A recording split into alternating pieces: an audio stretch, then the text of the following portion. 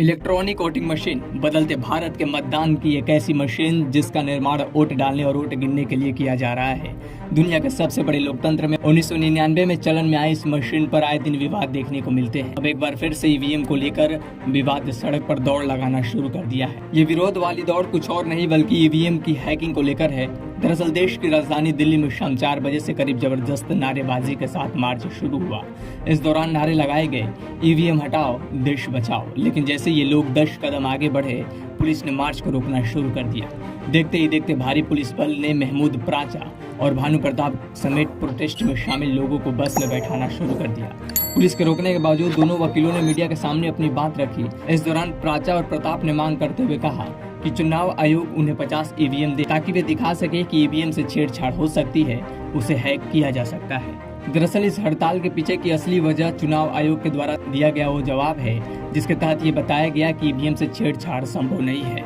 इसको लेकर कांग्रेस नेता जयराम रमेश ने चुनाव आयोग को एक चिट्ठी लिखी थी जिसमें ईवीएम को लेकर संदेह जताया गया था। चिट्ठी में ईवीएम को लेकर जयराम रमेश ने इंडिया गठबंधन के एक डेलीगेशन के लिए मुलाकात का वक्त भी मांगा था, लेकिन चुनाव आयोग ने इसे इनकार कर दिया। रमेश के पत्र को दो टूक जवाब देते हुए चुनाव आयोग ने ईवीएम से छेड़छाड़ को असंभव बताया। इसी असंभव वाले जवाब के बाद 5 जनवरी की शाम दिल्ली में ईवीएम को लेकर एक मार्च निकालने की कोशिश की गई। मिशन सेव कॉन्स्टिट्यूशन की कॉल पर पटियाला हाउस कोर्ट के गेट नंबर 4 से चुनाव आयोग के ऑफिस तक ये मार्च जाना था। इस मार्च की अगुवाई सुप्रीम कोर्ट के सीनियर वकील महमूद प्राचा और भानु प्रताप कर रहे थे। सर्द मौसम होने के बावजूद लोगों की अच्छी खासी संख्या यहाँ दिखाई दी, लेकिन लोगों से ज्यादा पुलिस और सुरक्षा बलों की तैनाती भी की गई। देश की राजधानी की तमगा पाने वाली दिल्ली पुलिस आखिरकार इस विरोध को दबाने में कुछ हद तक सफल भी दिखाई दी। हालांकि भारत के अंदर ईवीएम को लेकर चल रहा विरोध एक स्तर पर कितना सही है ये तो अपने वैचारिक मतभेदों पर निर्भर है, लेकिन इन मतभेदों के बीच एक सच्चाई ये भी है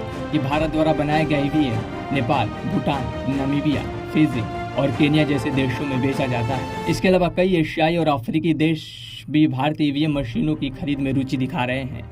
अब सबके सामने सबसे बड़ा सवाल यही है, जब भारत की ईवीएम को लेकर दूसरे देश इतनी रुचि दिखा रहे हैं तो विपक्ष के नेताओं के साथ चुनाव आयोग को ईवीएम का डर क्यों सता रहा है। अब आगे देखना होगा कि पिछले कुछ सालों से जारी ईवीएम पर विवाद पर आखिर कब तक सियासी लगाम लगेगी। ब्यूरो रिपोर्ट, दी राजधानी।